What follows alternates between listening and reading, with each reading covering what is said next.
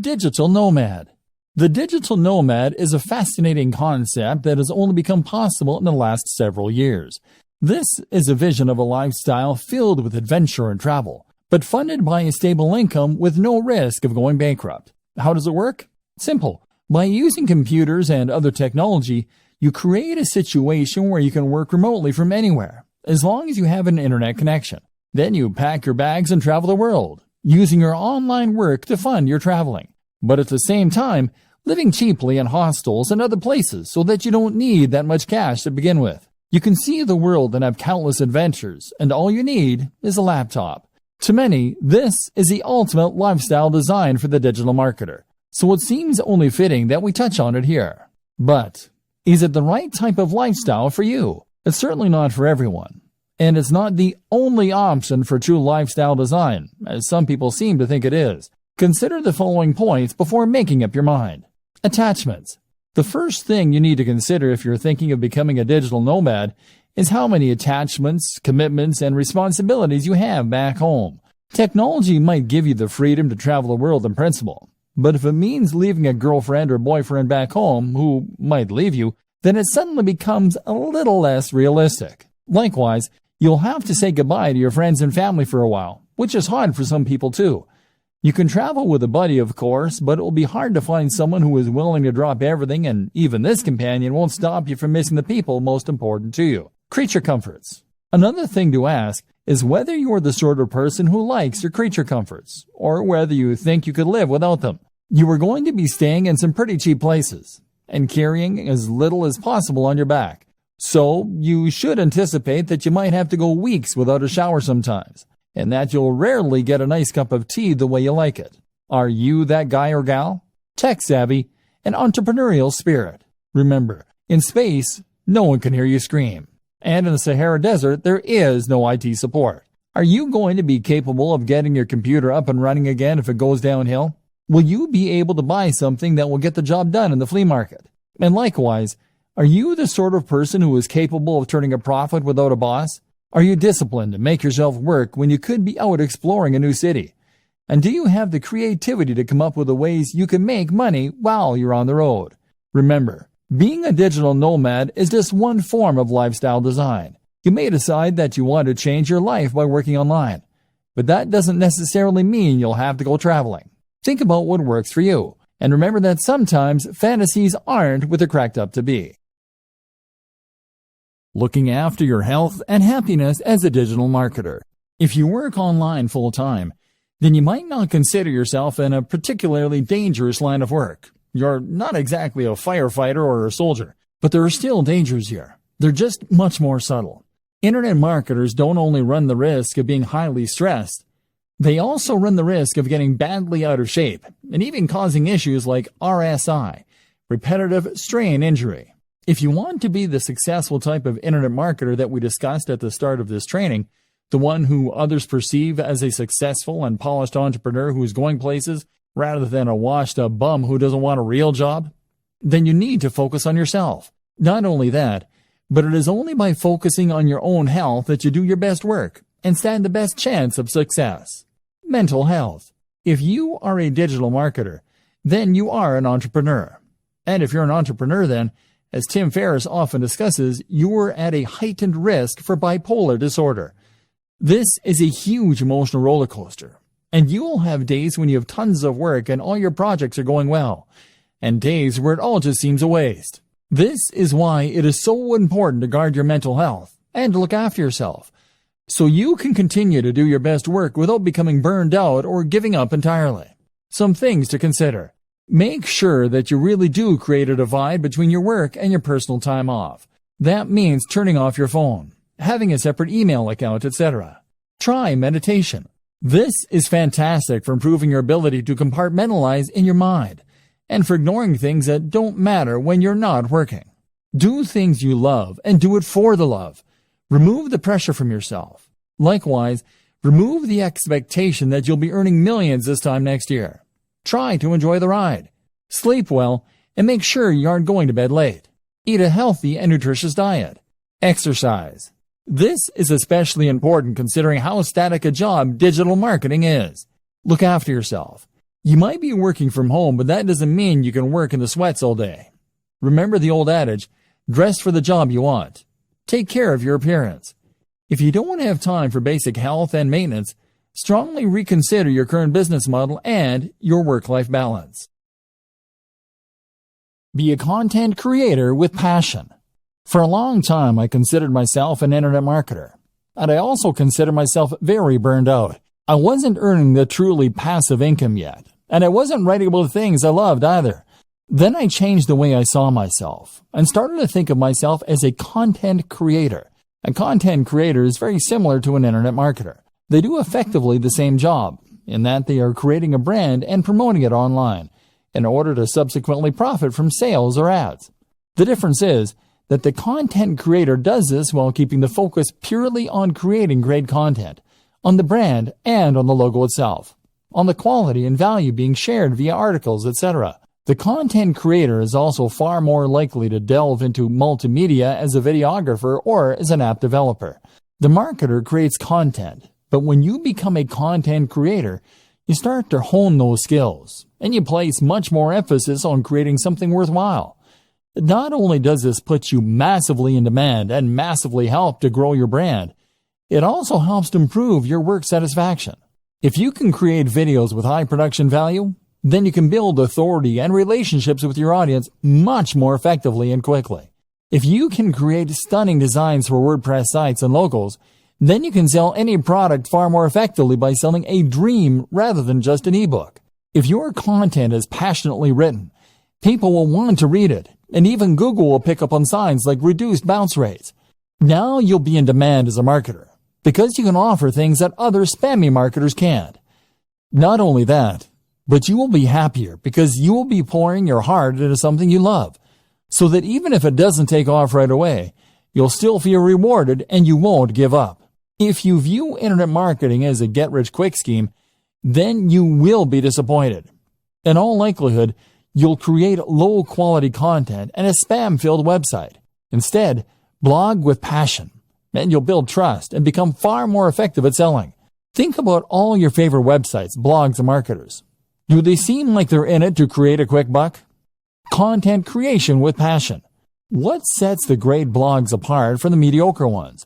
What makes you bookmark a blog and go back there on a daily basis rather than seeing it once and opting not to look at it again? There are several things that separate the wheat from the chaff, and knowing that difference is crucial if you want your site or blog to fall into the category of the greats and bring people back time after time. But the most important thing of all is to blog with passion, and you will find that everything else is born out of this, right from the heart. Think about the blogs you like, and head over to those sites for a read.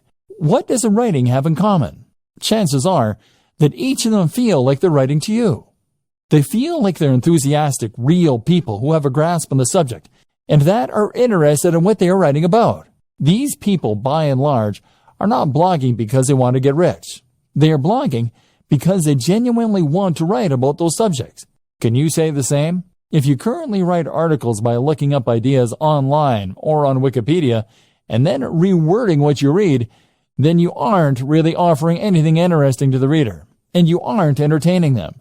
Your site will feel lifeless, and if you don't sound enthusiastic, how can you expect your visitors to?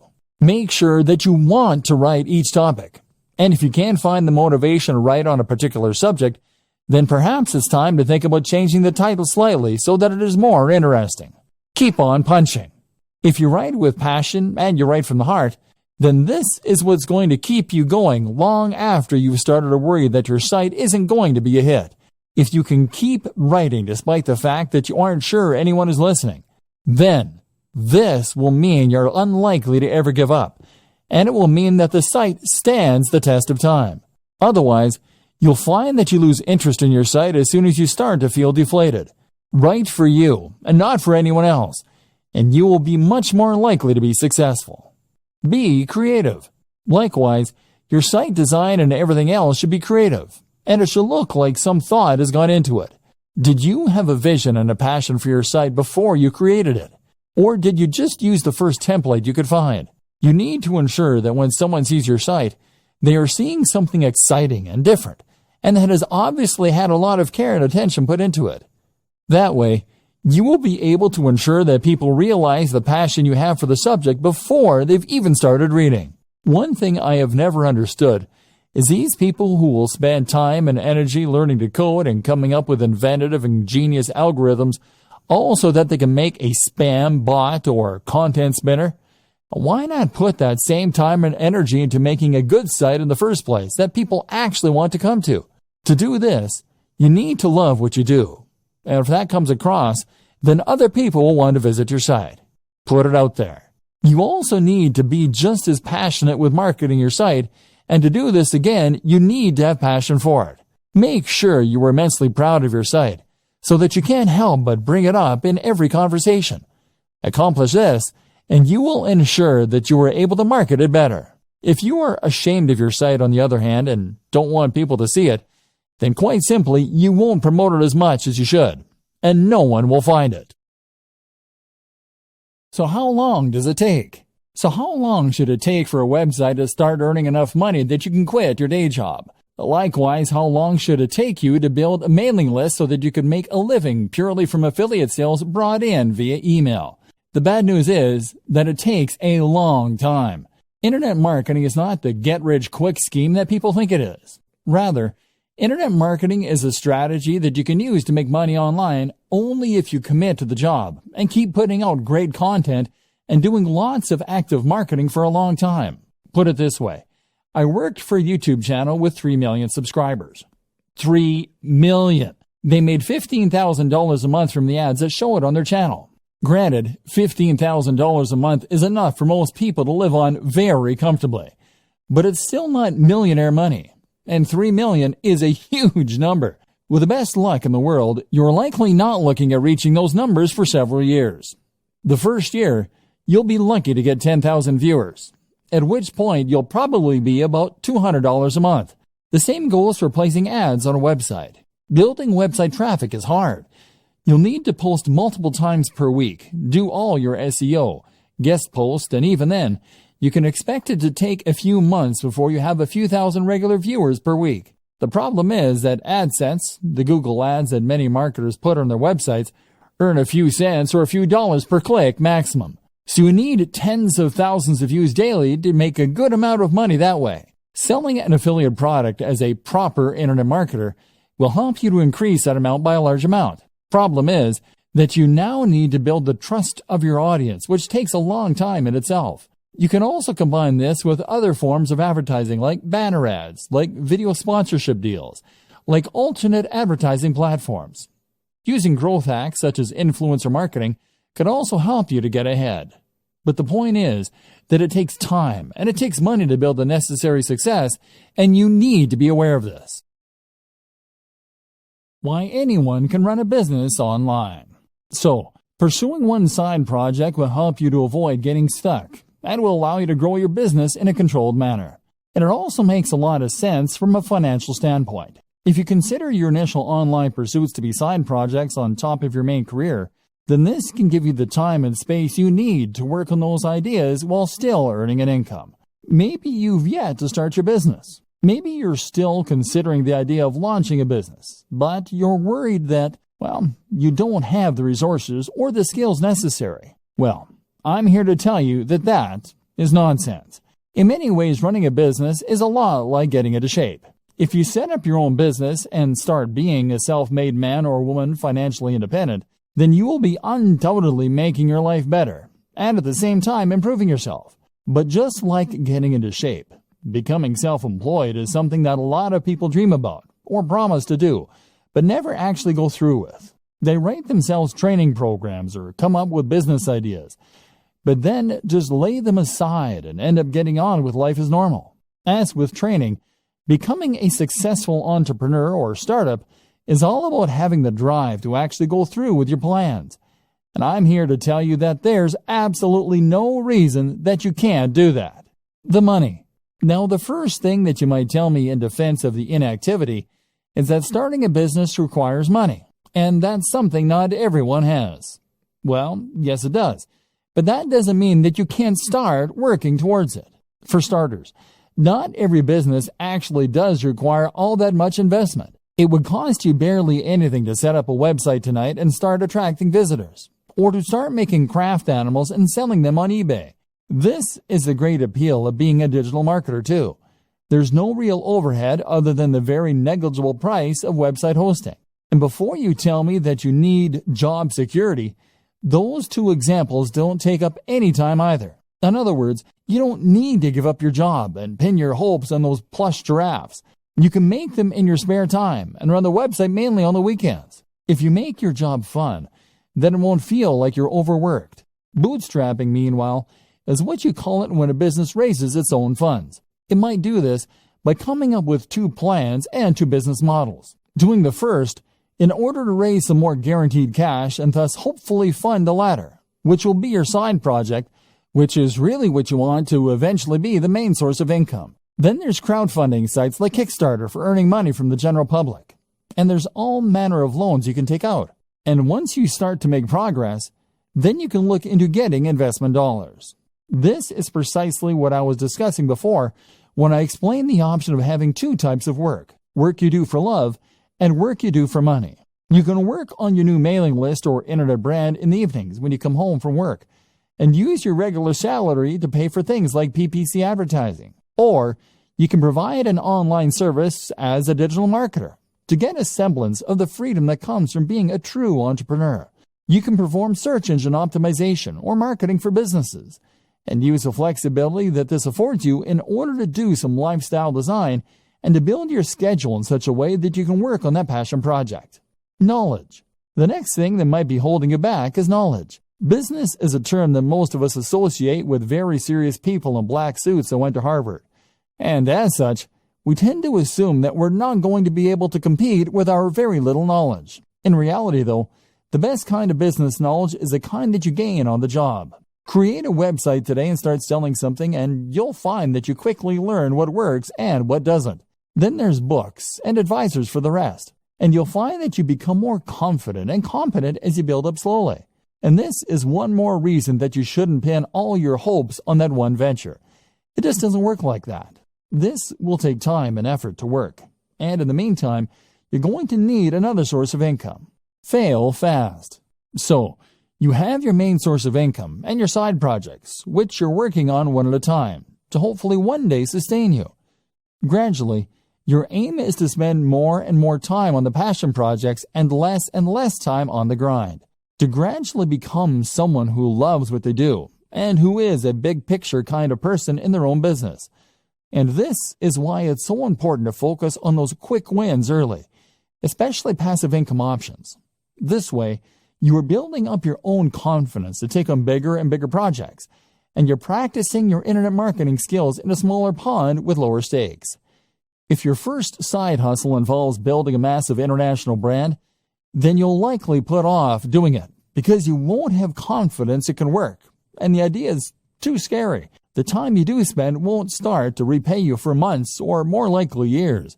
But if your first side hustle is to sell an affiliate product from a landing page, that's something you can build in a few days and test. That is a minimal investment of your time and effort, and even if it doesn't work, it will be a good learning curve to help you do it better the next time. If it does, then that's a little more income and a little less time you need to spend performing SEO for clients to meet your daily income target. This is what we call fail fast in business. This is an approach to creating any product or business model that encourages us to create an MVP quickly.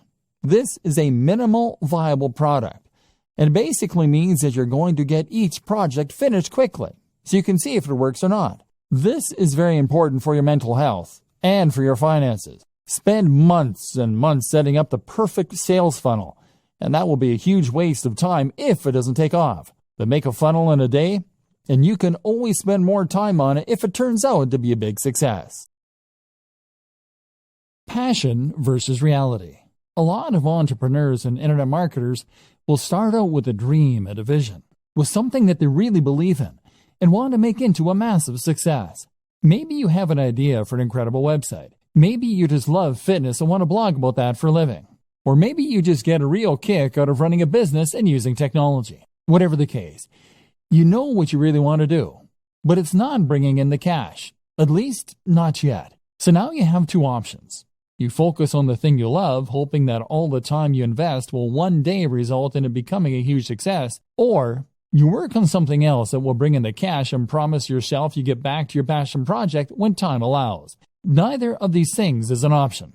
The first option means that you'll work on your own blog or your own mailing list and grow it. Growth will come, but it will be slow, and it won't be enough to sustain your lifestyle. Eventually, you go bust and you'll cave. Even if the site becomes successful, the break-even point will be so high that you will still go bust. Option B doesn't work because you'll never get around to the passion project. The website will sit there collecting dust while, meanwhile, you'll do search engine optimization for clients. You'll earn hundreds of thousands from the work that you do for them, but you won't have the time to do it for yourself. Trust me, I know about this.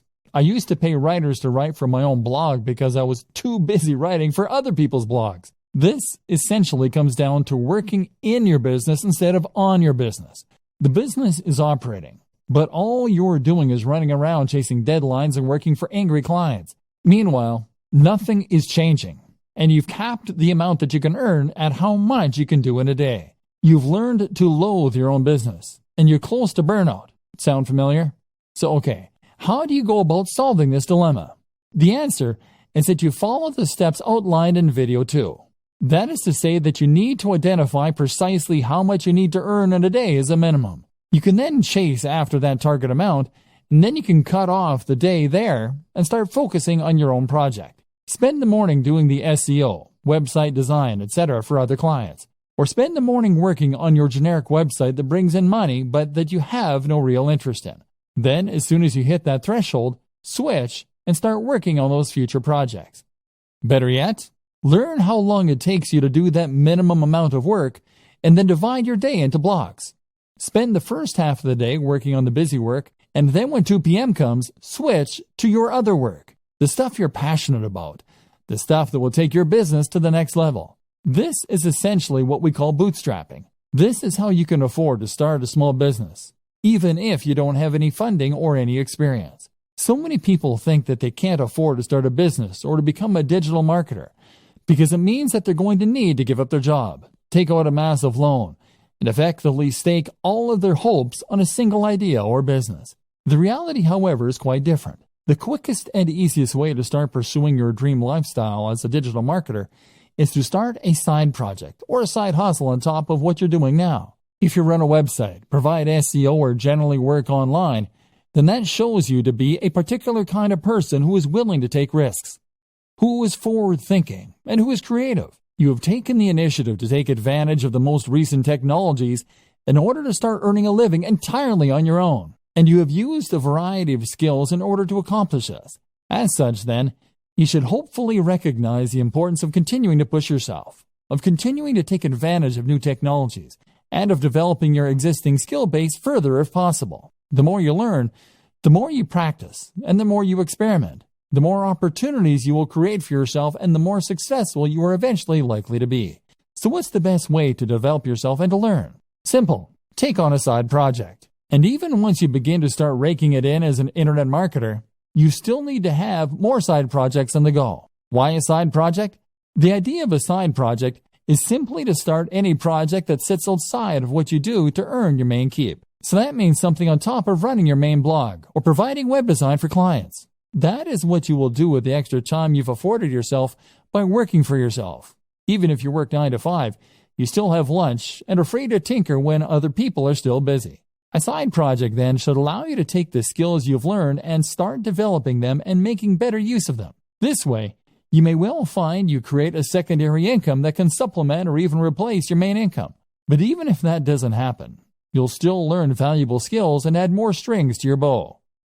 Good side projects. A good side project should be something that is somewhat related to your main career, while at the same time allowing you to expand on your skills and move into unknown territory. For a web designer, then, this can mean a side project that teaches you some better coding skills, or that improves your ability to create digital art. This will give you something different to do, to take your mind off your main job occasionally, but will also at the same time help you to develop new skills that might just allow you to take your business to the next level. Some examples.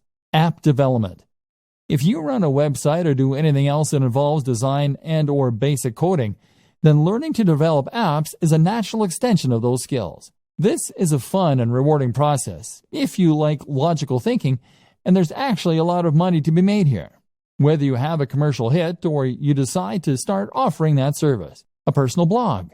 There's a good chance that the topic that you chose for your primary blog is going to be one you thought would prove popular and one that was easy to monetize. That means there's also a good chance, unfortunately, that you won't find it particularly fascinating, which is why it's a good idea to run a personal blog as well. And you never know, that one might just take off too, giving you 2 steady incomes. A YouTube channel.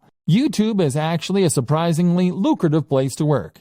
And with a few videos, it's relatively easy to gain a following and then to start generating profit from that following. This is a very fun way to make a little extra cash, but it can also add an extra dimension to an existing site or provide more channels for marketing. How to choose between multiple website or brand ideas. So, you're going to find a way to earn some money and meanwhile be working on the dream brand that will earn you a living while letting you write about things that you love. But what if you don't just have one idea? What if you know you want to be an entrepreneur, but you're not quite sure what kind of brand you want? If you're like a lot of web designers and internet entrepreneurs, then chances are that you will have more than one website on the go, and more than one idea for future sites that you think could help to make you your millions. In fact, you probably also have ideas for apps, for ebooks, for products, and for media campaigns, all of which you are sure could be the thing that finally makes you a huge success. This won't work either. If you have this many different things going on at once, then you won't be able to dedicate the necessary energy to any of them.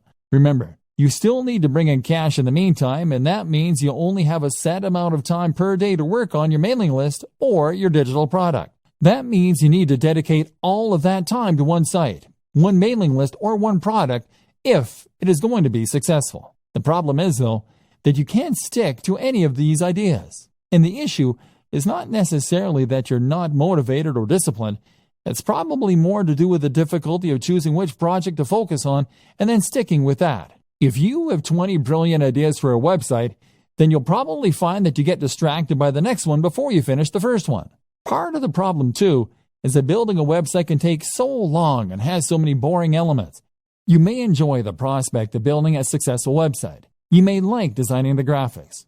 But after hours of doing SEO and fiddling around with CSS to line everything up, you can find your enthusiasm waning. And then there's always that idea for a football site calling to you from the background. And of course, our interests have a tendency to vary and change as well. One minute we find ourselves fascinated by computer games, but then the next we're more interested in our favorite book. We end up wanting to write about and work with the thing that interests us at the time. So how do you overcome this problem? Choose what you should be focusing on, and then stay focused on the project until you see it through to completion. Weighing your options. One initial way to progress is to weigh the benefits of your various projects. Assuming that you hope to earn money from what you're doing, a good way to compare your different projects is to look at how long they will take to complete or how much you enjoy them, versus how much money they are likely to make or how likely they are to succeed. A site on football, for instance, might be your favorite topic, but at the same time, there's a lot of competition out there, so it's maybe less likely to succeed. A new social network, on the other hand, might be potentially very lucrative, but it would involve learning PHP and doing a lot of promotion. The best project, then, might be one in a small niche you have an interest in. It's quite interesting, it isn't too much of a project to take on, and it could realistically start earning you money relatively quickly. This is especially true for those purely passive forms of income, such as selling affiliate products from a sales page and pointing some PPC at it. If this is likely to start paying out soon and it won't need your input going forward, then you should prioritize finishing that quickly and then letting it continue to roll for you. By looking at which project will earn you the most money quickly and reliably, you can decide where best to direct your efforts and spend your time and thus avoid disappointment. This then allows you to gradually spend less time in the daily grind that is necessary for steady income and to spend more time on the passion projects. Compromises. There are also a number of compromise solutions you can opt for. For instance, if you are torn between 2 website topics that really excite you, then the best solution might be simply to create one website on both topics. Love video games and comic books? Then how about a site dedicated to comic book computer games? Another option is always to sell on websites. If you are someone who loves building websites and doing the marketing to begin with, but you don't enjoy the process of actually running and maintaining those sites, then you might prefer to simply build sites that interest you and then sell them. This is still always going to be hard. Most of us have multiple interests and multiple ideas, and investing all your time and effort into one website or one affiliate marketing strategy means that you're putting all your eggs in one basket. The fear of failure can be so great that it prevents you from ever really trying. Fluctuating between different ideas on a whim can end up being a convenient form of procrastination in that case. And this is why you need to go for the smallest baby steps to begin with. This is why you need to focus on the types of projects that you can finish more quickly and easily. Thinking about money and your work-life balance. Let's start this section by referencing another classic book on this subject, The 4-Hour Workweek. The 4-Hour Workweek is a highly successful book from an author called Tim Ferriss that attempts to teach people lifestyle design. This is essentially the process of rearranging your lifestyle so that it works for you, rather than working for the system. It means getting the system to work for you so that you have more free time and more money as well. The book was something of a revelation and spawned a whole movement of digital nomads who use technology to work remotely and experience adventures across the globe as they did. Since then, it has seen various new editions and sold huge numbers, but it is still mainly only being read by entrepreneurs and budding web marketers. This is a shame, seeing as the lessons it contains can be used by anyone to great effect. Read on, and let's look at some of the best financial tips you can take from it and apply to your life, even if you are happy working in an office. The problem. Tim Ferriss starts out by explaining that not all cash is made equally. Most people measure their wealth by looking simply at the amount they make per month or per year. Tim suggests that looking at the amount you make per hour makes much more sense. In other words, if you earn $40,000 per month but work only 2 days a week, you are in a sense much wealthier than someone who earns $100,000 per month working 7 till 7, 5 days a week. The goal then shouldn't be just to earn money, but to earn money such that it enables the lifestyle you want. You shouldn't be in a position where you can't just make the decision right now to go for a walk. Surely, that is the very most fundamental of expressions of human freedom. This is where so many internet marketers, SEOs, and web designers go wrong. If you're currently selling your services online or building a business, then the temptation is to earn more by working harder. You can work longer hours and thereby bring in more cash in the short term, or build your business bigger. But stop and think for a moment. If you are working 12-hour days, then that means that you're actually earning much less than you might in a regular job. You may as well be doing a full-time job and an additional part-time job in the evening. Your overall income might be high, but your salary is very low. Getting the system to work for you. So, what do? Well, of course, if you're technologically and entrepreneurial minded, then you can set up some kind of online business that will generate revenue for you in a very hands-off manner. That could mean creating a hit app. It could mean writing and selling an ebook. It could mean buying and selling websites for a marked up price, or even using dropshipping so that you don't need to do the work at all. There are countless ways you can make money passively, and by setting up a few, you can leave your days working in an office in the dust. Salary versus wealth. More to the point though, recognize that your salary and your wealth are not one and the same. And on top of that, we shouldn't be measuring our success by our income, which is what so many of us do. If you work in a regular job, then you might think that the only way to become wealthier is to ask for a raise or to get a better paying job. But your wealth is really more about your surplus cash. It's about how much you have in the bank. You could be earning $3 per hour but still be wealthy if you happen to have inherited $1 billion from a dead great aunt. And in just the same way, you could be considered to be wealthier if you spent less. In that case, you might live at a smaller home. You might live in a country where the cost of living is lower, or you might just spend less on food and clothes. Either way, this could allow you to put aside a fair amount of cash every day and feel pretty well off. The great thing about working online is that you do have the option of packing your things and moving to another country. In fact, many entrepreneurs end up moving to sunny countries where they can afford lavish villas at a fraction of the cost. Then again, you might choose to spend every single cent each month and then take out even more loans to pay for the rest. That way you can live the rich lifestyle and feel and look like the highly successful entrepreneur, despite having barely any cash in the bank. It's all up to you, It's all about what matters to you and what's important to you. And that's precisely the whole idea behind lifestyle design.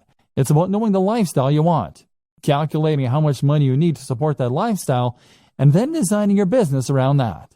Goals. A more specific way to do this is to calculate a minimum amount you need to earn each day. This is what I do. I work until I earn $150. That's the minimum that allows me to pay my bills and to put a little aside each month. I can easily afford to buy myself the gadgets I enjoy, to go out with friends, and to work on my home. But that's me. That's based on my expenses, the cost of my mortgage, the cost of my hobbies and interests. You'll have your own target, and that's what you need to shoot for. The program. We've gone over an awful lot in this training and talked about some high-level concepts such as work-life balance, side hustles, prioritizing workloads, and productivity tips. Now let's recap everything we've learned and put it together into a program so you are a happier, healthier digital marketer. If you are an internet entrepreneur or small business, then you will probably often feel as though your resources are being stretched to the point where you're struggling to get everything done. Chances are, you will be juggling multiple tasks at any given time and trying to decide which of your different commitments or side projects should come first. For instance, if you use bootstrapping to fund some of your larger projects, then that will mean you might well have to provide services on a regular basis in order to maintain your funding. Meanwhile, though, if you're doing that, then you will also want to make sure that you actually spend some of your time pursuing those projects that you're more passionate about too, and that could potentially be more profitable in the long term. But then you need to choose which of those projects to invest the most time in, and which to do first, all while completing various administrative tasks and dealing with the other drains in your time, such as, lifestyle design. Key to all of this is to know what you want from life and how your online business fits into this. Do you want a purely passive income that allows you to travel and forget work? Or are you happy to work hard indefinitely, as long as it's on a topic that you enjoy? More importantly, how much money do you need to live? What are your personal aspirations? How much time will it take you to earn that money? What are the different variables you can manipulate to get the lifestyle you want? At the same time, consider what you need to get your internet marketing business off the ground. With all that in mind, you can then work on how much money you need to earn and make sure that you do that every day. Be strict and leave time for yourself and for your passion projects. Hierarchy. If you're anything like me, then you will probably have about 20 side projects going on at any one time, as well as your main job and other commitments. This is something that was recognized at the organization I worked for last, where they said to work using the following guideline: family first, then work, then personal development. The family first thing is something that's important to remember when you're an entrepreneur, as you don't want to get so wrapped up in pursuing success that you forget the reason you wanted to be successful in the first place, which was probably to spend more time with your family and to be able to support them. Work then comes before development, which can mean personal development or R&D, because you've committed to your clients and employers when you take on these jobs, and delivering results on time is crucial for your reputation and your continued financial stability. Separating your work. The danger, though, here is that you might end up never actually getting around to the projects that you want to work on, and so fail to make any progress as a business because you'll be too busy fulfilling your day-to-day needs. To solve this problem, a good system to use is to separate your workload into distinct sections that you can then work through in sequence. For instance, you might allocate the first half of your day to your immediate pressing tasks and commitments you have to clients. Following this, you might then divide the next half of the day into administrative tasks, followed by work on your projects. This would mean that you'll definitely get time to work on your projects, but on slow days or days when you have a larger than normal workload, your most crucial tasks won't be the ones to suffer. You would then also draw a line underneath your day to mark the end of your working day and to avoid it spilling over into your private life. Your family will thank you, and you'll come into work with more energy and rejuvenated enthusiasm. Organizing your projects. In terms of knowing which of your projects to work on when, you will again benefit from focusing on one side project at a time, rather than trying to divide your attention between all of them at once. To decide which of your projects you want to prioritize first, it can be useful to do some math and to look into your projected time to completion versus the potential profit of the project. In other words, then, if you have a lengthy project that is something of a labor of love for you, then you may want to deprioritize this and focus on the shorter and more immediate profitable tasks. If you finish the smaller tasks first and these start bringing in profits, then you'll increase your overall turnover much more quickly than you would working on a lengthy and risky project initially. Once you have built up some success and experience, you can then turn your attention to the more ambitious concepts. Of course, there is always the chance that if one of your smaller side projects takes off in too big a way, it could end up preventing you from ever focusing on your dream projects. While profits are important, and it's good for business to use the above method, it's equally important to make sure that any projects you spend time on fit your company's mission statement. If you can't get passionate about it, then you have no business doing it. Steps to a better lifestyle. So for the burned out blogger or the internet marketing maniac, here are some steps to enjoying a better work-life balance. Create a business model with a stable revenue stream and a passion project. Bootstrap. Know precisely how much you need to earn to fund your lifestyle and your passion projects. Likewise, know the lifestyle you want to live and consider a digital marketing strategy to achieve that. This might mean becoming a digital nomad, but think it through carefully. Earn that amount each day. Then switch focus. Work on one side project at a time. Make sure it is something that you love doing. Make sure it is something with a good risk-reward ratio. Start out with fail-fast, smaller business projects in order to learn and to start bringing in more passive income. Do not spend months and months on a sales funnel for your first project. Gradually switch the balance from the grind to those passion projects. Create multiple revenue streams. Look after your mental and physical health. Keep the mental discipline to avoid the temptation to keep working and to separate your work and your life. Meditation can be hugely beneficial. Eat, sleep, exercise. Dress for the job you want. Invest in yourself, in a great home office and a great, powerful computer for working on. Go to coffee shops to escape your own environment. You can travel more without necessarily becoming a digital nomad. Find the passion. Become a content creator more than a marketer. Don't expect overnight success. Remove the pressure. This means writing a strict schedule to define when you work on which projects, as well as when you'll finish work. And this is what all of this really comes down to. Discipline. With discipline and passion, you will be able to tame this mighty beast and make digital marketing work for you. Then, anything is possible. The challenge of digital marketing. Many of us got into digital marketing thinking it was going to improve our lives in major ways. You may even feel that you were promised by internet marketing gurus that your life would suddenly be easy once you took up this line of work. Digital marketing means working online, and that in turn means working from anywhere and without a boss. So of course, life will be easy. You can choose your own hours. You can work out of coffee shops or from beautiful locations. And you can do it all your own way, without someone breathing down your neck and shouting at you when you get things wrong. What's more, if you manage to achieve a passive income, then you'll be earning money even while you sleep.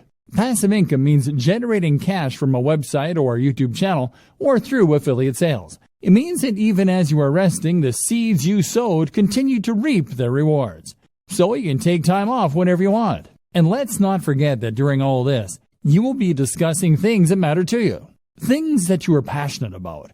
Things that you can't wait to leap out of bed to start writing about. That's the dream of the digital marketer. Oh, and you're rich too. Dreamer, meet reality. The question you should be asking at this point, though, is that if it is that easy, why isn't everyone doing it? The answer is that, of course, things are actually a fair bit more complicated. Because most people don't wake up one day with a website getting thousands of views a day and generating solid passive income. In fact, no one manages to do that. Instead, it takes a lot of time. Likewise, it takes a lot of time to build a massive mailing list that you can use in order to make money from affiliate marketing emails. It takes a lot of time because it simply takes that long for a site to take off in a big way, or for anyone to collect that many emails. But likewise, it also takes that long simply to learn. You'll start off with your internet marketing venture not really knowing what you're doing. You'll make mistakes. You'll build a brand that you'll be embarrassed of in retrospect. And if you're anything like the vast majority of today's most successful internet entrepreneurs, then you'll probably end up scrapping your first few businesses and trying again. Trust me, I work in the industry and I know some of the biggest players very well. None of them got it right the first time. They all floundered at first with non-starter ideas and brands. That will be you. Trust me. And this is when running a business is not easy and is not fun. This is when digital marketing is hard. You were told you would be able to give up your job and start working from home right away. You were promised the world. Instead, you've done nothing but work your socks off, staying up late and giving up your free time, only for nothing to happen. And that can be crushing. What's more is that many internet entrepreneurs will never quite achieve passive income anyway. I consider myself an internet marketer, and yet a large portion of what I do involves working for clients. And let me tell you, if you work for clients, then you might as well work for a boss. Even the nicest client in the world is going to expect you to honor your deadlines to at least some degree. Even the best gigs around will sometimes involve writing about topics you hate, or designing sites that you don't massively approve of. How about all the times you don't get paid? Or the times where you're between clients and the money just isn't coming in? And when you work from home, how do you prevent yourself from going entirely mad? You know, even when everything is going well and you're getting paid for doing work that you enjoy, how do you avoid the temptation to sit in front of the TV all day? Likewise, how do you avoid the temptation to not stop working when it gets to 5 p.m.? How do you avoid the temptation to squeeze in just a bit more work and a little bit more, especially if you're getting paid by the word or by the hour? How do you manage your finances, knowing that you're always going to have different amounts of money coming in at different times? Do you have what it takes to do your own taxes? This training is here to answer all those questions for you, because there are two types of entrepreneurs. There is type A, who looks like $1 million. They have coiffed hair or luscious locks. They are dressed in a sharp suit. They talk with authority. They go on lavish holidays. Everything they say is genius, and it's clearly apparent why they earn such a high salary. Type B, though, is the other kind. Type B is the kind who is always overworked, the kind who is effectively broke, the kind who is scatterbrained because they're basically too stressed and overworked to give their everyday lives the necessary time and attention. Type B is far more common, but the job of this training is to make sure that you are Type A and not Type B. Let's go. The right gear and setup for staying productive. Looking after your health is important, but you can also see considerable boosts in your happiness and productivity by looking at your tech and setup. The right hardware. One tip that I absolutely recommend to all internet marketers, bloggers, and other internet entrepreneurs is to invest in good technology. When you're an internet marketer, you're essentially a one-man or woman band. That means that you are the business. Your passion projects are your R&D, and your equipment is your main computer. If you are working on a machine that takes 5 minutes to boot up, that gets hot even when it is under even a minor workload and that regularly crashes, then you absolutely must upgrade. You'll save a huge amount of time by having a computer that springs instantly to life, and you avoid those painful moments where your computer crashes and you lose all that work you've been doing. But the reasons to invest in good tech go way beyond that. They extend to the simple fact that good tech is more pleasant and enjoyable to work on. When I upgraded to the Dell XPS 15, I suddenly had a 4K screen, a blazing fast i7 processor with a GPU, a comfortable keyboard, and typing experience. All this made such a difference to my enjoyment of work, and that in turn began to be reflected in the work. I worked better because I enjoyed what I was doing more, and because I could run more software more easily than before, more options became available. Building a productive home office. If you work from home, then you're likely to have found that remaining productive and maintaining focus are two of the biggest challenges you face on a day-to-day basis. For some reason, we find it harder to work when we're not actually at work, and this often results in our mind wandering, or us finding procrastination in all kinds of places. One of the best ways to counter this effect is to design a home office that encourages focus and that we actually want to work in. If you're working from your own home, then you'll have far more freedom in what you can do with your office space, and you should really take advantage of this fact. At the same time, if you work this way full time, then you're probably going to spend the actual majority of your life at your desk and or in your office. And as such, you should make the most of it by making it as nice as it can be. This will not only improve your quality of life, but will also ensure that you are as productive as you can be and always doing your best work. Firstly then, make sure that you don't cut any corners and that you're willing to spend a fair amount on your office to make it as nice as possible. The first place to invest this money is in a new desk, and this will have the biggest impact on your work. The desk should fit with the decor of the room, but at the same time, make you feel professional and be something you want to show off. Sitting at your desk should feel like manning a spaceship, and if it does, then you will feel good about yourself when you work, which will rub off on the quality and quantity of the work you do. The hallmarks of a good desk are to have as many compartments as possible, to have lots of space for working on, and for having or being a part of at least one right angle. The compartments are important, as they'll mean you don't have to keep getting up to get things. At the same time, they just feel organized. And if you feel organized, then your brain will automatically be more organized in the way it stores and processes information. By right angle, I meant that when you sit at your desk, you should have a surface in front of you to work from and a surface to your left or right. The best options will also have a third surface behind you, or to the other side, or it will have multiple layers in front. On these different layers, you should then organize multiple work or information stations. That means multiple computers or at least multiple monitors. It means lots of places to store ring binders, filing cabinets, and folders. And it means lots of places for you to write shorthand notes to yourself. If your desk doesn't come with all these things, then you can use other smaller tables, cabinets, and shelving arrangements all within reach. The reason that this is so important is that it allows you to work on multiple things at once. For example, you can have one monitor for writing a document, while you have another monitor in charge of showing you the relevant information you need to work on. Alternatively, you could have one of your monitors or computers taking care of your email, so that you don't have to keep checking an Explorer every 2 minutes. Meanwhile, you might want to have a work zone for jotting notes, which will mean you can jot things down as they come to you. By the same token, simply having this many different work zones is another way to make yourself feel professional. And with lots of lights and screens surrounding you, you'll feel on top of things as though you have all the information you need to tackle anything that comes up, and can multitask if necessary. This concept of work zones is the same one that's used in kitchens, and is a great way to stay on top of your work.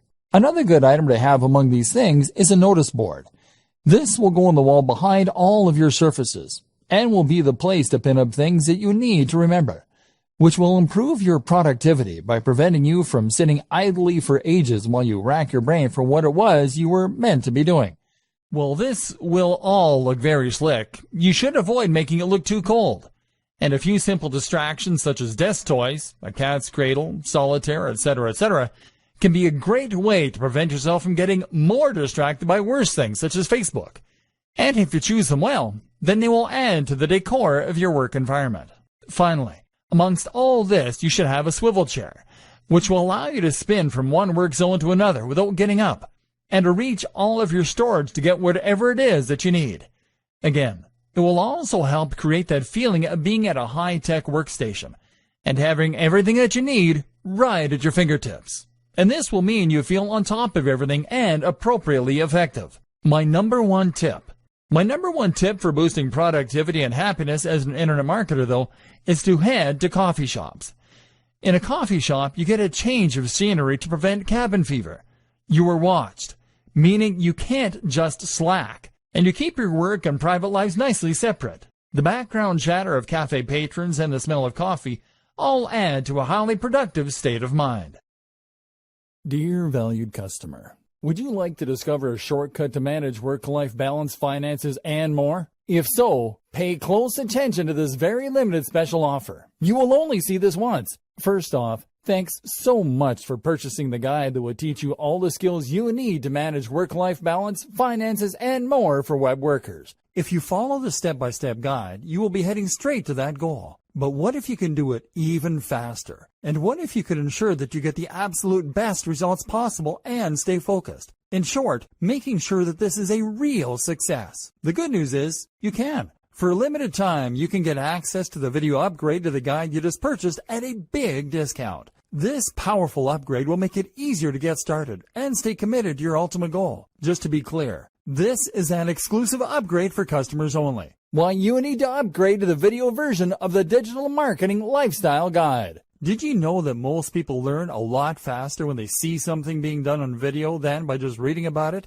That's because most people out there are visual learners. How do you normally learn the best? Although the guide you just purchased gives you a step-by-step approach to the digital marketing lifestyle, experience tells us that it requires learners to pay very close attention to the details to get the best results possible. If you miss any of the most important details or do things the wrong way, you may miss out on the fullest benefits offered inside the guide. For that very reason, I've put together a video version to make it much easier to get positive results quickly. The video version of the guide you just purchased will help you avoid missing any important key details that you might miss by only reading the guide. Stay focused and accountable, and follow through, and make sure you get ongoing results. Ensure that the work you put in now keeps on giving you benefits long into the future. Introducing the Digital Marketing Lifestyle Video Course. Are you ready to learn all the skills you need to manage work-life balance, finances, and more for web workers a lot faster? If the answer is yes, click the link below. Of course, you're probably wondering how much this is going to cost, right?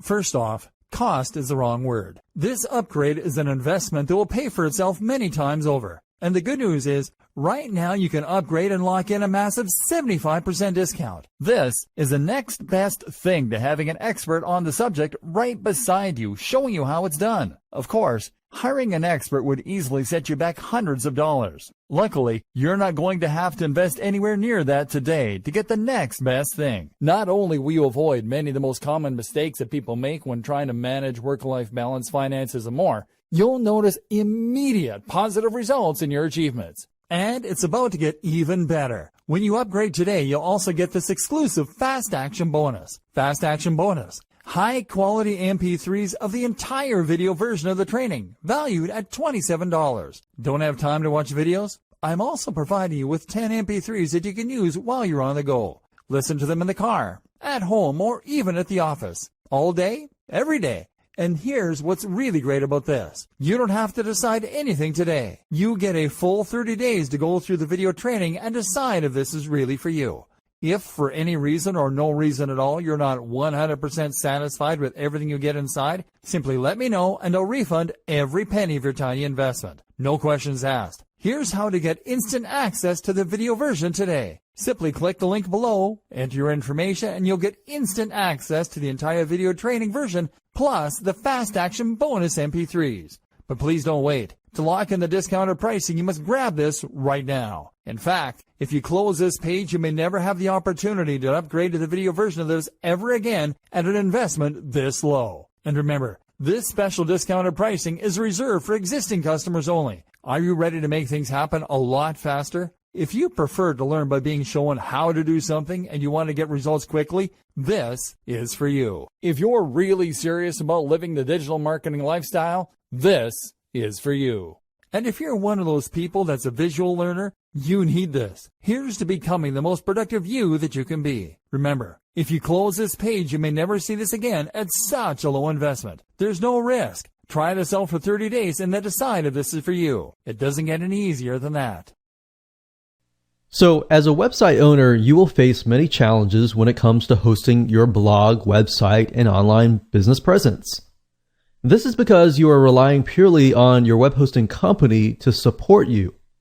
But what happens when you get bigger in terms of receiving a lot of visitors? What happens when you launch a product or service and you get a flood of traffic that will crash your web hosting server? What usually happens is that your website slows down and your user experience becomes painful and visitors just leave. Or worse, your web hosting company decides to terminate your account, and this has happened many times before, because you're just using too many server resources. Or they ask you to pay for a dedicated server, which can cost you $150 to $300 extra per month.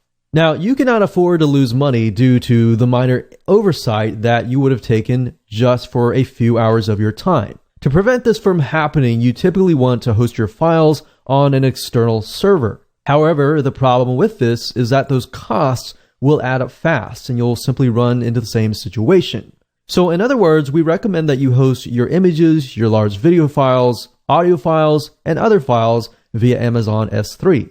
Amazon S3 allows you to host very large files and utilize their global reach and super fast speeds for a very low cost.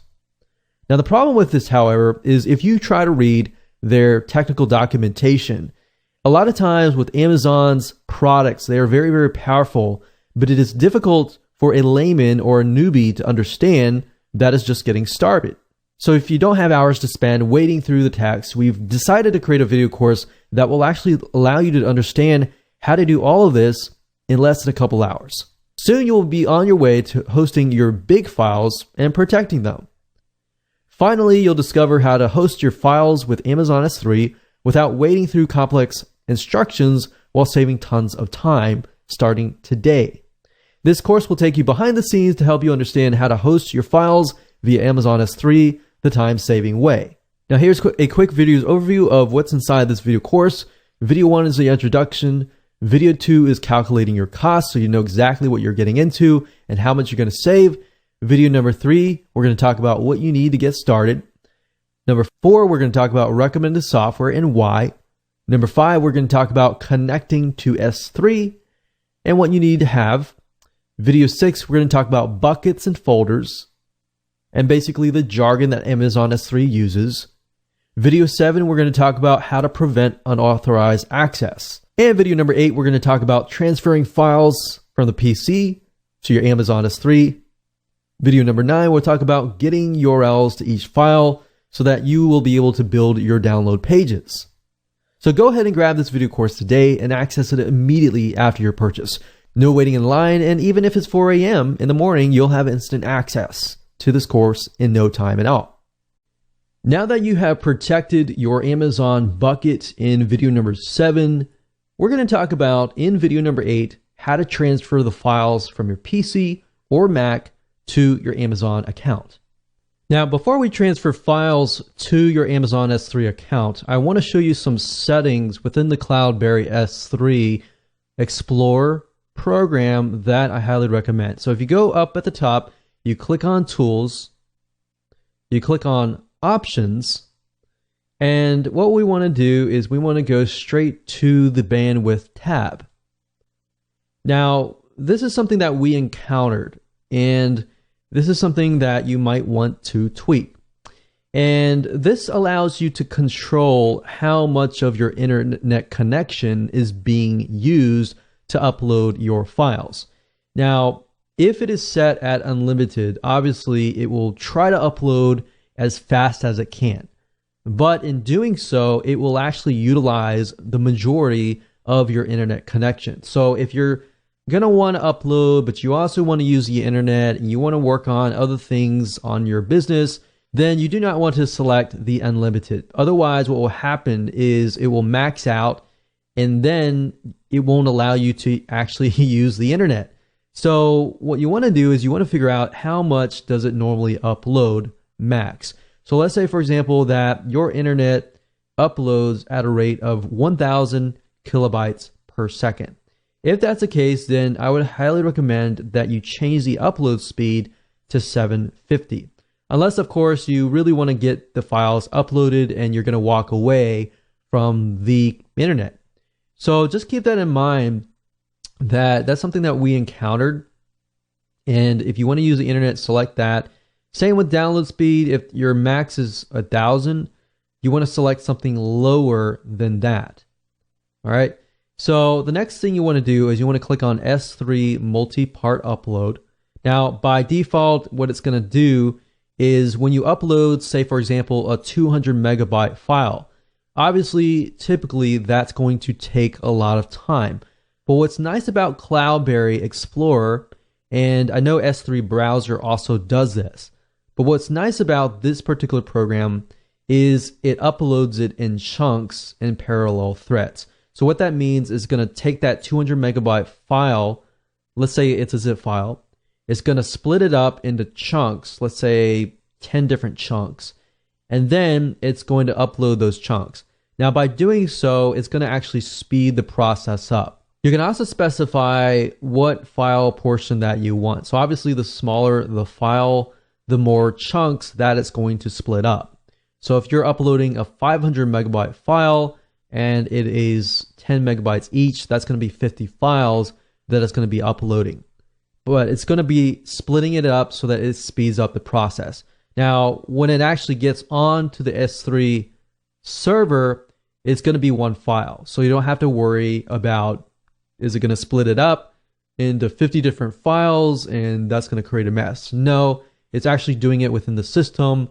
And then once it gets onto your S3 account, it'll just be one file. So that's not something you have to worry about. But as you can see, you can split it up between 5 megabytes and 5 gigabytes. So I would make sure that this is set. Click apply when you're ready. I'm not going to click that since I already have my settings set, and we are good to go. Now we can upload the files.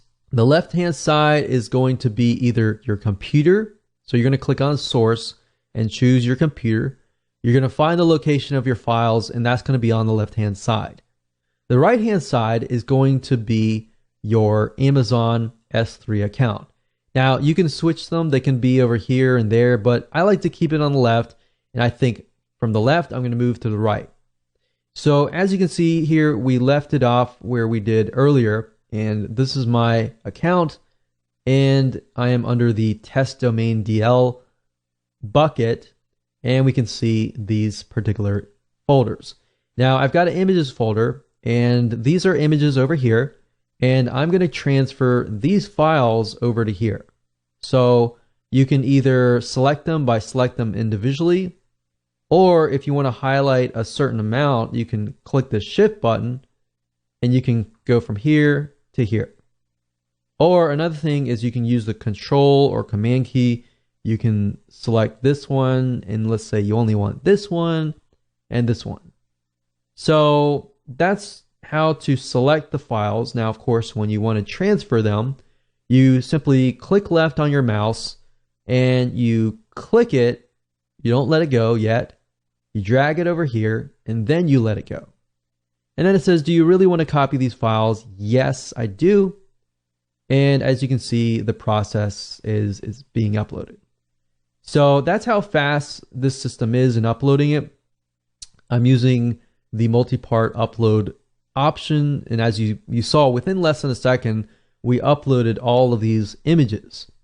So that's how easy it is to upload from the left to the right. Now, let's say, for example, that I want to transfer files from the actual S3 account back to my computer.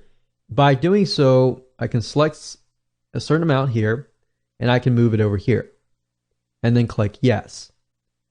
Now, you can also change the source so that it is your website.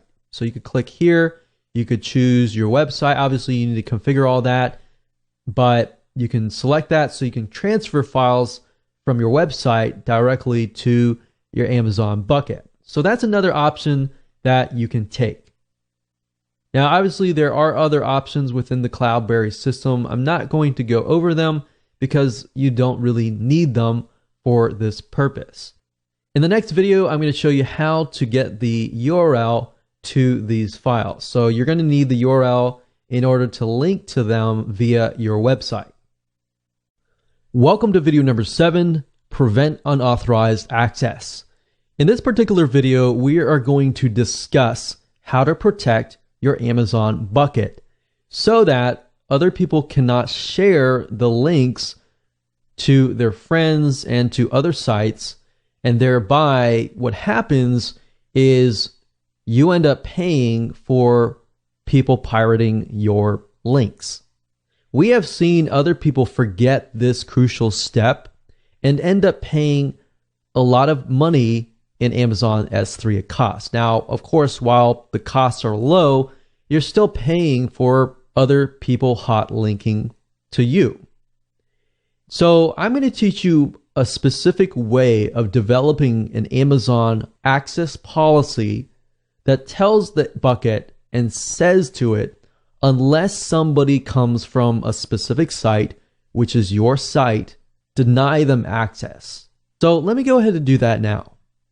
So to create a bucket policy, all you have to do is locate your bucket. So in this case, it's going to be test domain DL. I'm going to right click and click on bucket policy. Now, this is going to kind of look like code, and it's going to look complex and overwhelming. And that's a fact. It is true. But since most of you are newbies, I'm going to show you how to create a bucket policy by getting a swipe file from Cloudberry. Now, in this case, I'm going to go back to Cloudberry. So I recommend that you go to cloudberrylab.com. They're always coming out with the latest, greatest updates, and that's really why I like Cloudberry. But if you go to their blog and you look for their search here, and you type in Amazon S3 hot linking, so Amazon S3 HOT linking, you go here, and you do a search, they'll actually give you the hot linking script. So click here, and I'm going to show you how to customize the script in a minute. So you don't need to know programming or anything like that. You don't have to read any of this. In fact, if you read this, it might be overwhelming. So just follow me along. You're going to scroll down and you're going to find this script right here. So we're going to highlight everything in blue. So from here all the way up here. So we're going to highlight that. You're going to click copy, and then we're going to transfer it over here. Now, before we do that, I want to put this in Microsoft Word, and we're going to make the size bigger, and we're going to customize the script. I'm going to show you how, and then we'll copy that finalized code over to the Cloudberry system. So I'm going to go ahead and copy it here. We're going to make it big enough so that you can see it. Where it says my bucket, you can leave the slash, but you're going to replace my bucket with the bucket name. So in this case, my bucket name is test domain DL. That's all you have to do. And we say allow get request referred by blah. So all this is right here is it's a note to you to tell you that you're going to allow requests referred by a specific domain. So you're going to put that yourdomain.com. And then next, where it says AWS refer, what this means is that in this case, cloudberry.com. So you're telling the system that whatever files I upload into this bucket, only and only if somebody comes from cloudberry.com, or if they click on a downloadable file that is hosted, let's say, for example, on a WordPress site on cloudberrylab.com, then it'll work. So in other words, if somebody tries to steal your download page or your download links, or they try to share it with somebody else, it's not going to work. Or they're going to use a download manager, it's not going to work. So basically, you're going to enter yourdomain.com here. Now, it's going to show you other sites here, but what I recommend that you do is it says HTTPS. So unless you have a secure SSL certificate, you don't need the HTTPS.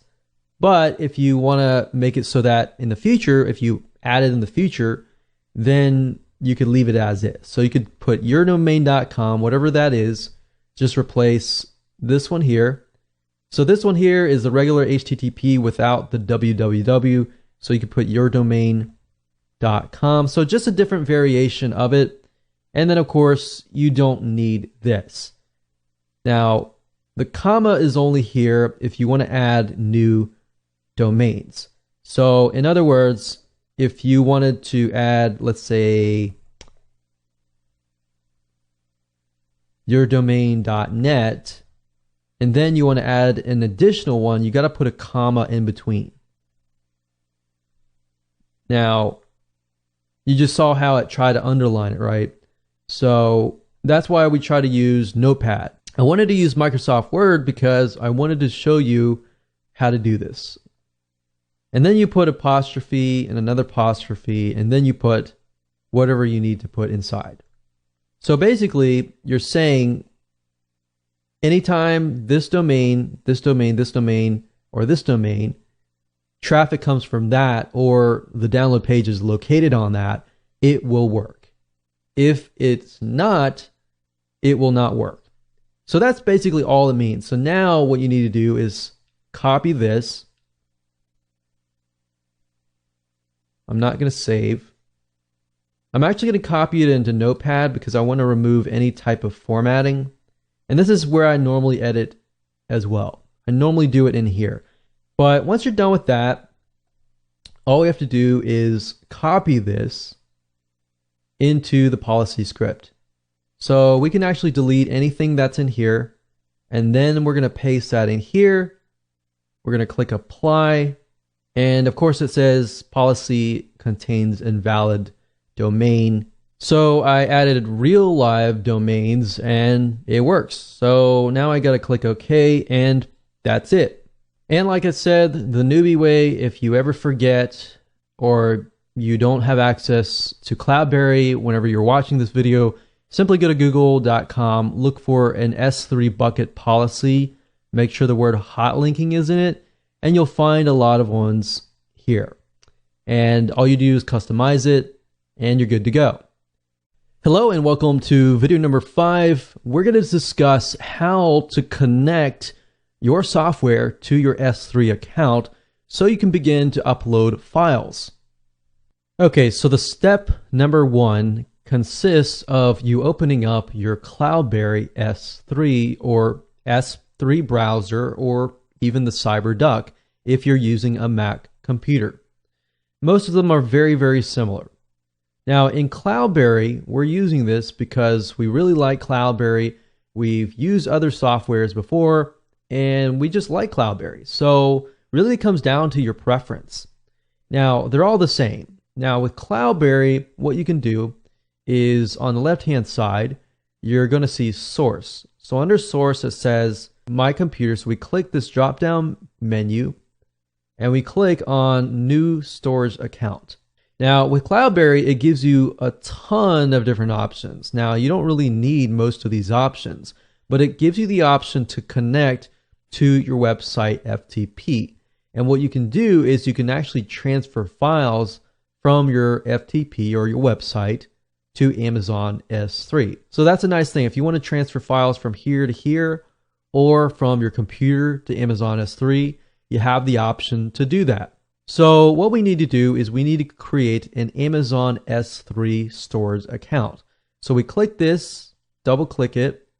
Now it's going to ask you for the display name, which is basically it tells you what the account is, and that's just for you. Next, it's going to ask you to enter your access and secret keys.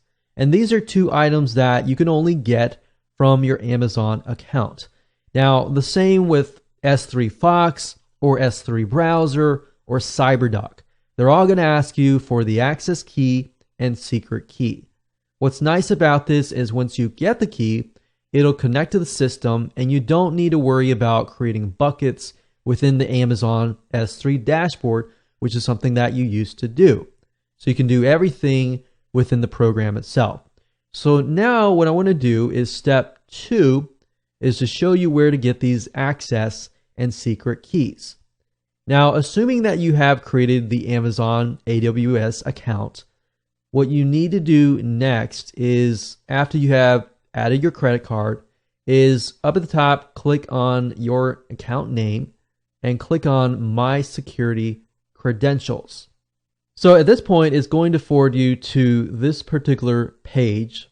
It's going to say you're accessing the security credentials for your AWS account.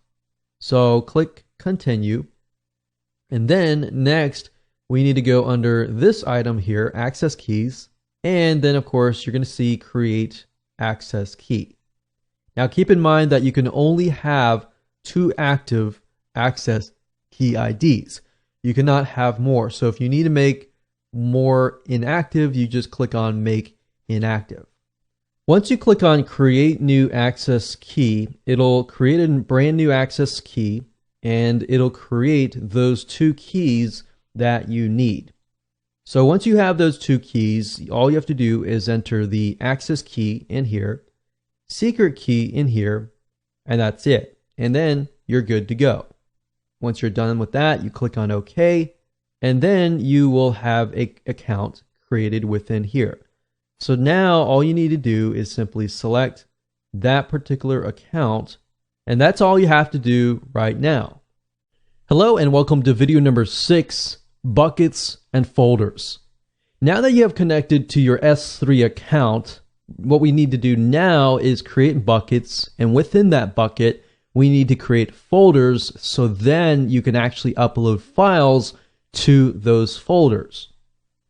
So starting where we left off in the previous video, then you should see a list of buckets underneath. Or if you've created a brand new account, then of course you will not have any buckets. To create a buckets, it's very, very easy. And think of buckets kind of like either they are separate companies, separate departments. They're not necessarily folders because you have folders within that particular bucket. So what I like to do is I like to create a bucket for each new domain name. So that way I can segment them, I can separate things, and I know, okay, this file is connected to this website. Now you can separate it however you wish and create as many buckets as you want, but I just wanted to kind of show you what we do.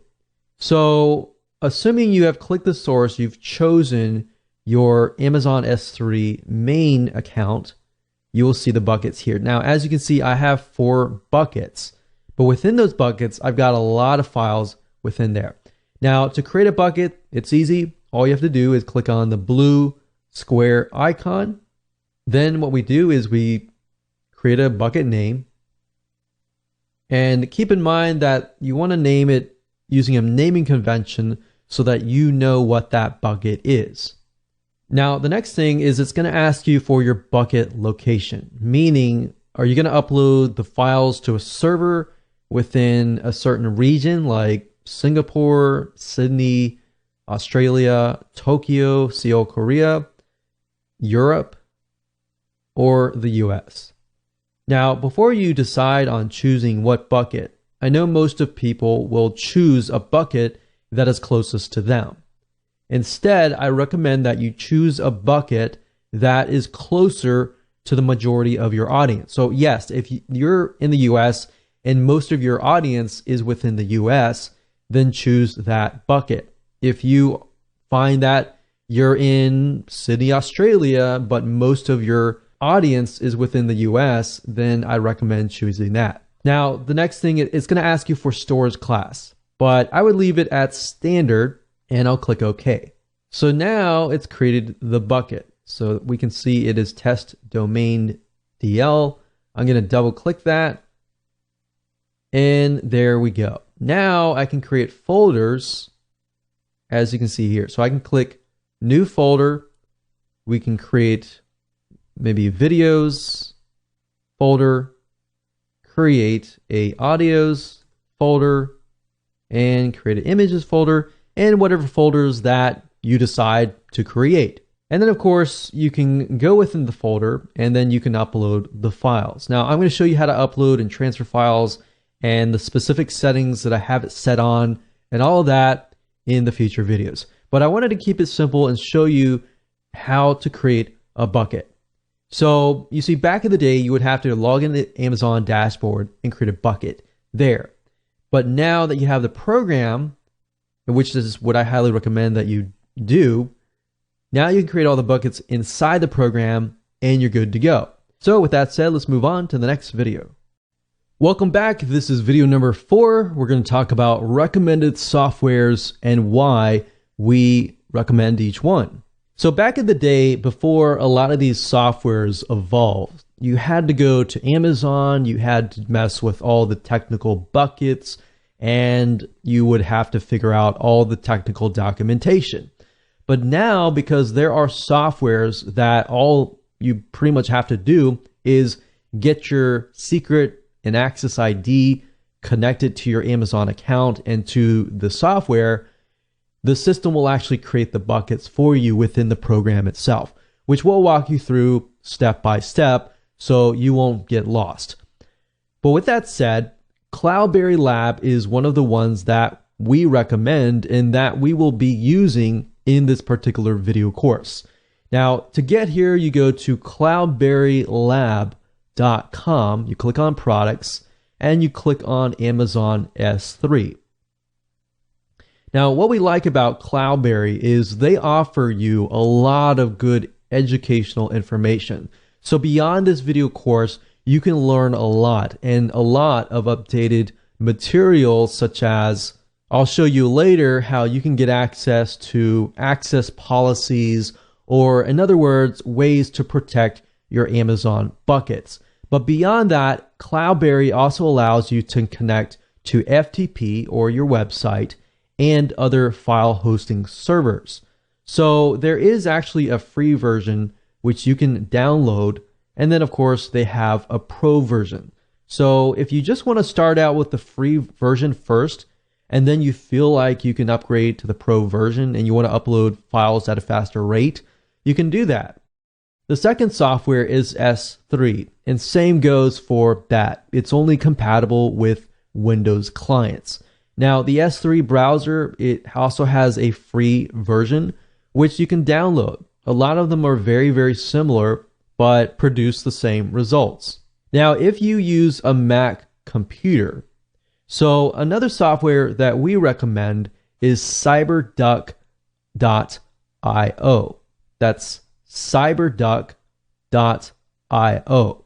And when you go to the site, as you can see, this is compatible with FTP, S3. As you can see, it is compatible with both Windows and Mac. So I just wanted to show you this if you are a Mac user. Now, another option that you can take is by using the S3 Fox, which is a plugin for Firefox. So to get here, basically search for S3 Fox Firefox plugin, and you'll go here. Now, while this does allow you to connect and upload files for free, the problem with this is it doesn't have as many features as S3 Browser, Cloudberry, or the other programs have. So just keep that in mind when you are going through and deciding on which software is best for you. Hello and welcome back to video number 2, which is calculating your costs for your monthly budget and potentially your yearly budget. Okay, so now what we want to do is you want to head on over to calculator.amazon.aws.com/index.html. So once you enter that, you will be sent to this page, and we can begin to budget your monthly and yearly costs. Now, in order to do this, we want to go to the left-hand side and click on Amazon S3. Now, it's going to ask you to choose your region. What the region is basically you're going to have the option when you create your buckets to specify a region. Now, I would advise you to pick a region where most of your audience is going to be. So if I feel like, okay, most of my customers or prospects are going to be in the United States, I might want to choose something in the United States here. So I'm just going to choose this one here. Now, standard storage is merely the amount of storage that you expect to use in a month. So in other words, how much are you going to upload? Now, realistically, most of you are probably going to upload max a couple gigs. Now, for those of you who are heavy users, you might say a max of 100 gigabytes. Now, imagine this. Your web hosting company, most of them, in order to upload like 100 gigs, you're at least paying $50 to $100 per month. Now, look at this. If I scroll up here, you can see it automatically shows you your estimated monthly bill. You only have to pay $2. So imagine the possibilities.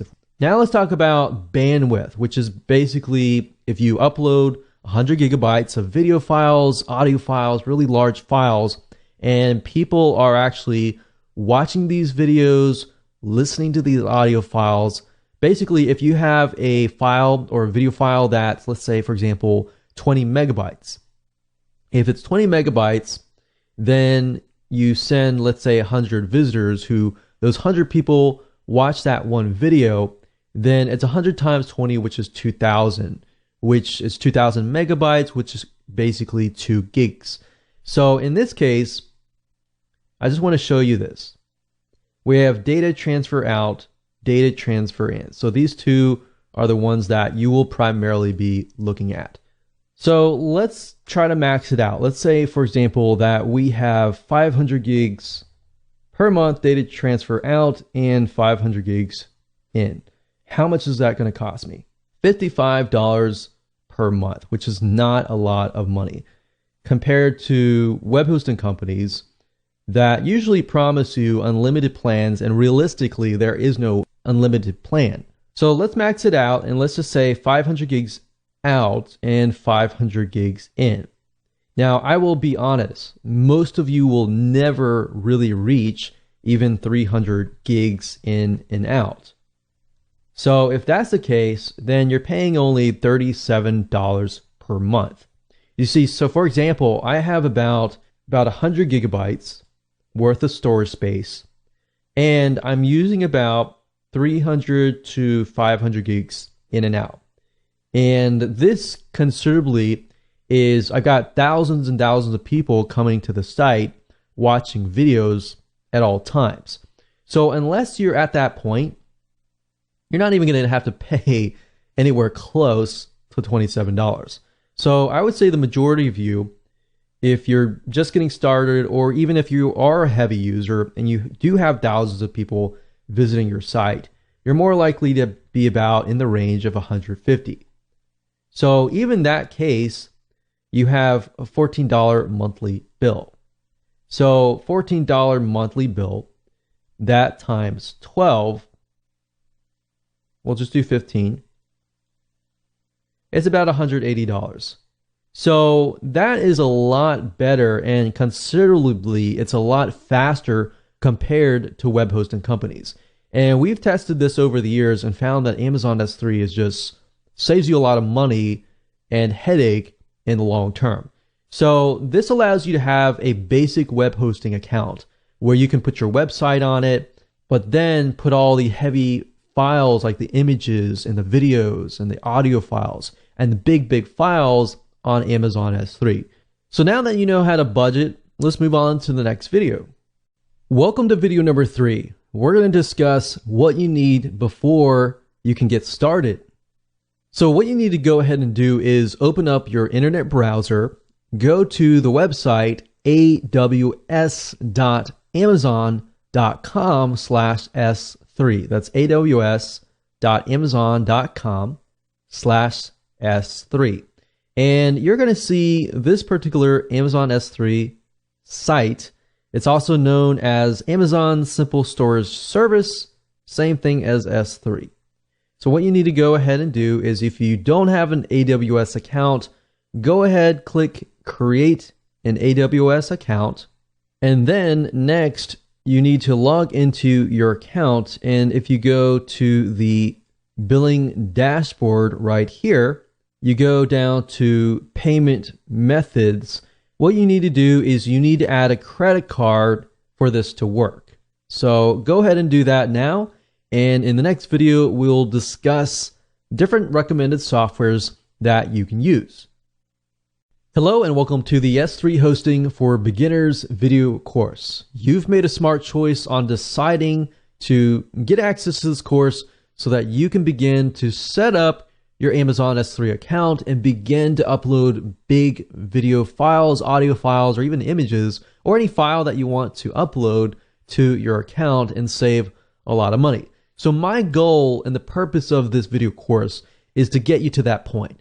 So I'm going to keep this simple, straightforward, and to the point. So first things first, what I want to do now is give you a quick overview of the video course so you know exactly what to expect. And that way, you'll see the step-by-step process and you'll be able to implement it at a faster rate. So obviously, this is video number 1, which is the introduction and quick overview. Video number 2, I'm going to talk about calculating your costs. It's good to have an idea of your numbers and potential budgeting. so that you can kind of put money aside for your monthly and yearly budget. Now, I will say with Amazon S3, you're going to save a lot of money. In fact, when we took the move from a dedicated $300 per month server to Amazon S3, we now pay about $30 a month. And we're utilizing a good amount of bandwidth, which you'll see more in video number 2, which is going to be an eye-opening experience. So video number 3, we're going to talk about what you need. So there are a few things you need before you can get started. Video number 4, we'll talk about the recommended softwares and why. Video number 5 will connect to S3 utilizing those softwares. We'll create buckets and folders in video number 6. Video number 7 is going to be about protecting your Amazon bucket by preventing unauthorized access. So a lot of people are unaware of this, but they create an Amazon bucket. They set everything up on their download page and people begin to download the files. That's great and all, but a lot of people forget to protect the bucket. So what ends up happening is people share those links or they put it on their own site, and then guess what? They're utilizing bandwidth that you have to pay for. So this is a very important step, and I'm going to show you how to do it right. Video number 8, we're going to talk about transferring files from the PC or your Mac to your Amazon S3 account.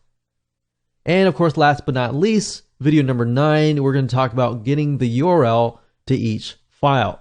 So this is crucial, especially when you begin to build out your download pages. You need to have the direct link, right?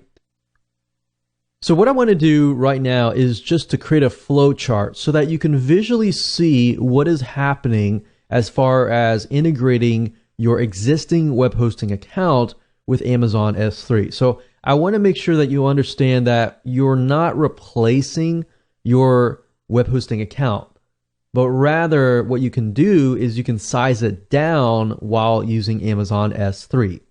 So right now you have a web hosting account, right?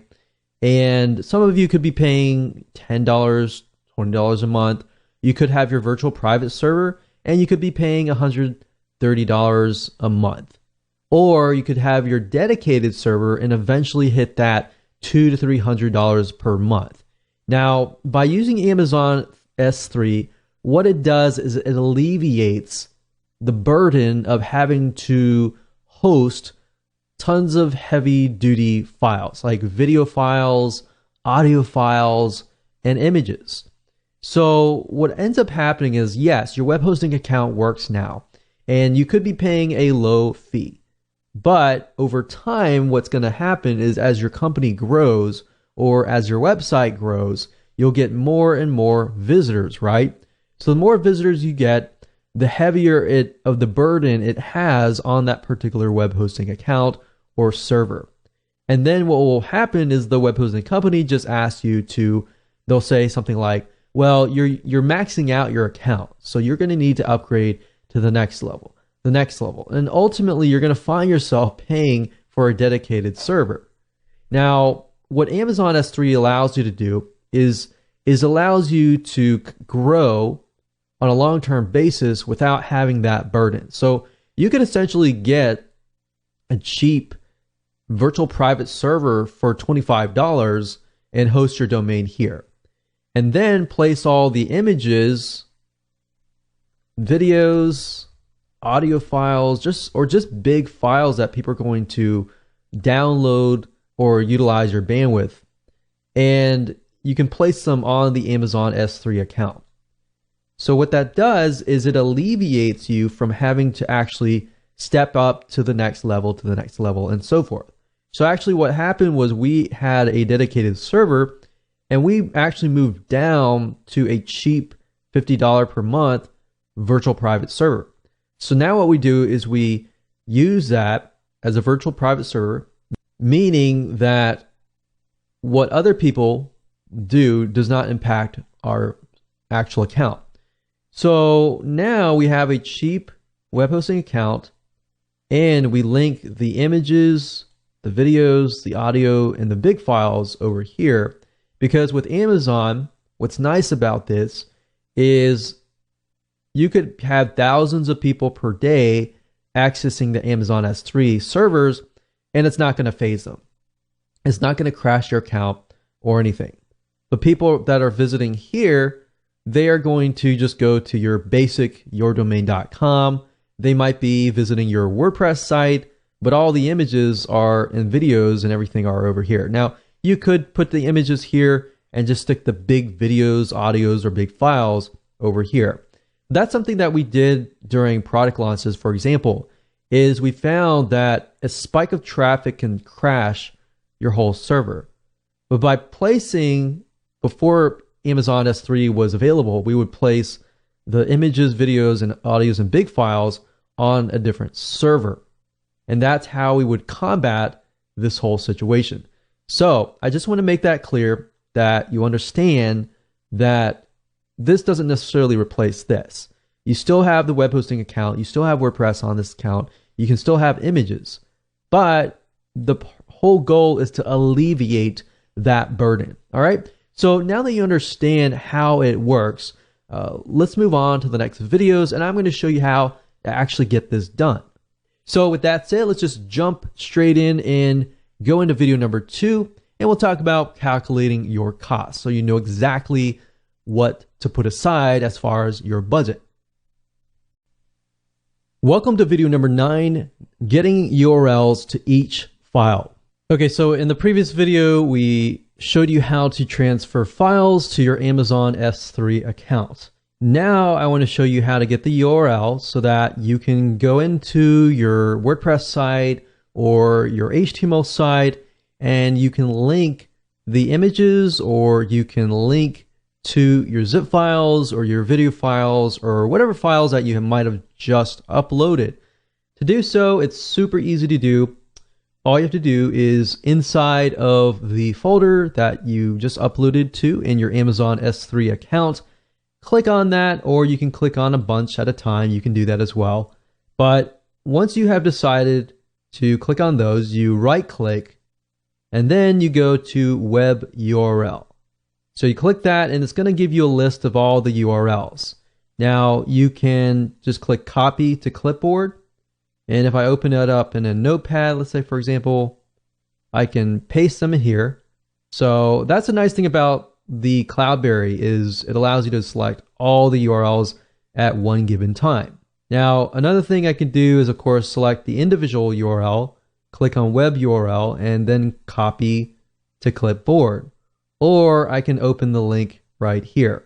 But as you know, with the access policy that we created in the previous videos, this will not work because it'll only work if it detects if it is coming from a specific website.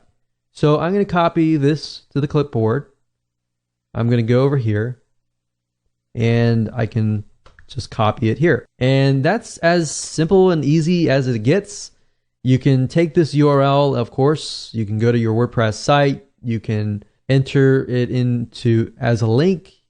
If it's a zip file, you can create a link, you create a download page using an HTML editor or WordPress, and that's how easy it is. So now that you understand how to create a bucket, how to connect everything, how to upload the files, from this point on, you're good to go. So again, congratulations for reaching the end of this video course.